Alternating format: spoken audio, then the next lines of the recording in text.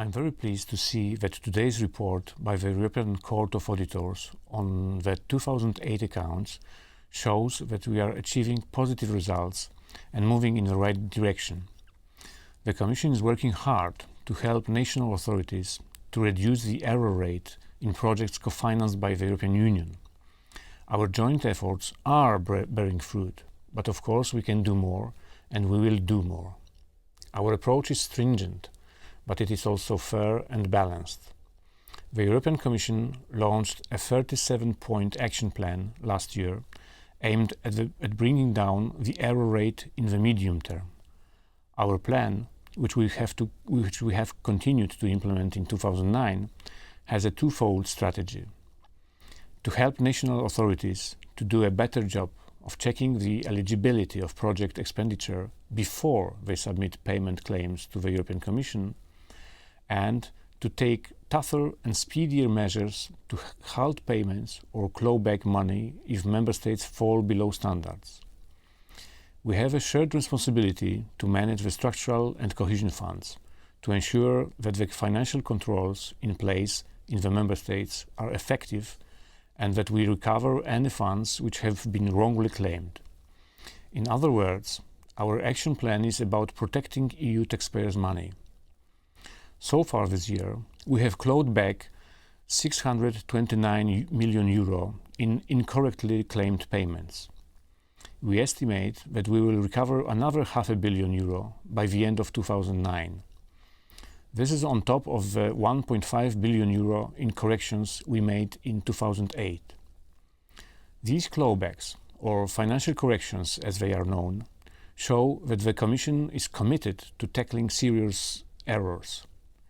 Today's report by the European Court of Auditors estimates that 11% of the funds we transferred to member states for cohesion policy projects should not have been claimed or paid.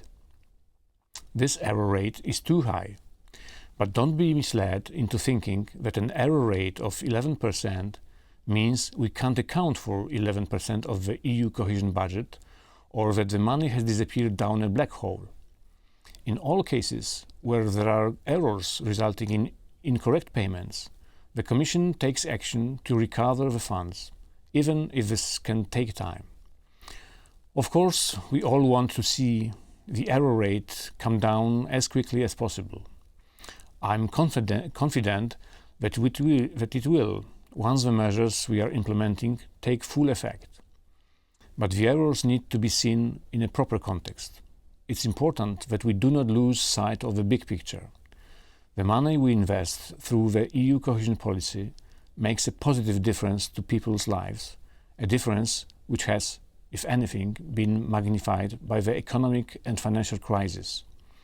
The money goes where it is needed most, in the real economy. The EU's cohesion policy has helped to create around 600,000 jobs since the year 2000.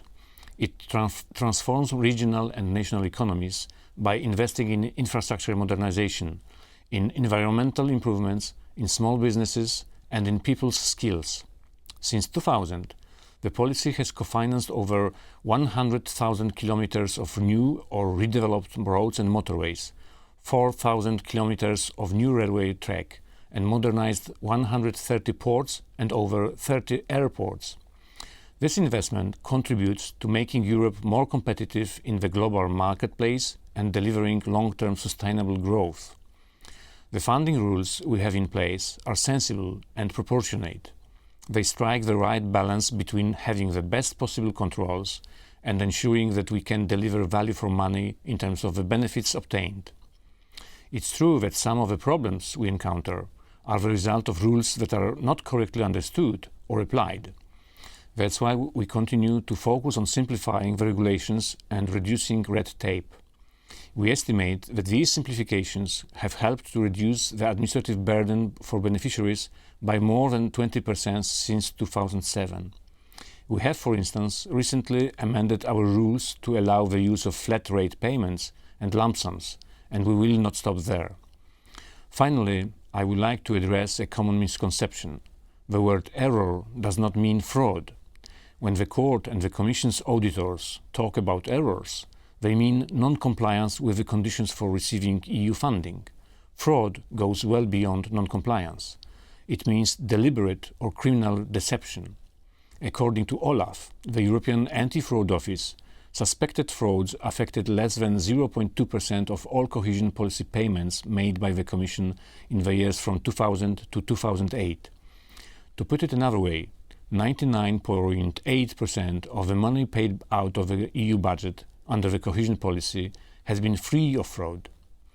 The EU's money is your money, and you can count on the European Commission to do its utmost to ensure that every last euro is safeguarded and used properly. Thank you.